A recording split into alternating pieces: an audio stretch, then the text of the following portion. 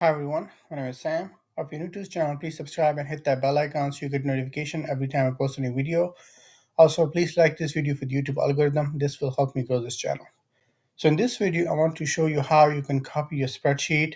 There are multiple ways to do it, but I want to show you the simplest and the easiest way to copy your spreadsheet. So let's get started.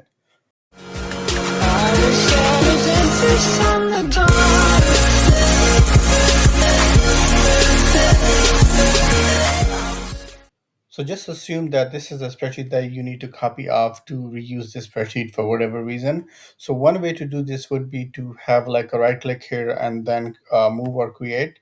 And then here it gives you an option on where you want to create the new sheet. So you can do it either before sales data or at the end. And then you'll click here. So I'll do move to the end and then click create a copy and then click OK. So here we go. We have a new spreadsheet.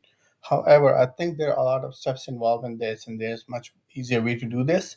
So I'll just delete this, and then I'll show you how you can do this in much easier way.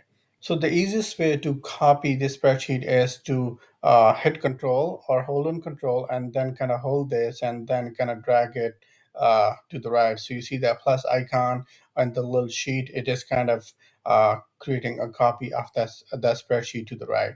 So here we go. Now we have the copy of the spreadsheet to the right. So if for whatever reason you need to move this to the front and sales data to the back, you can just hold it and then move it back. So this time you don't have to hit the control button. You just move it. You just hold it and move it back. So this will become the first sheet, and then sales data will become the second sheet. If you are not happy with that, you want to move sales data first, you can still hold it and then move it back. So this way you can move the spreadsheet back and forth if you want to do it.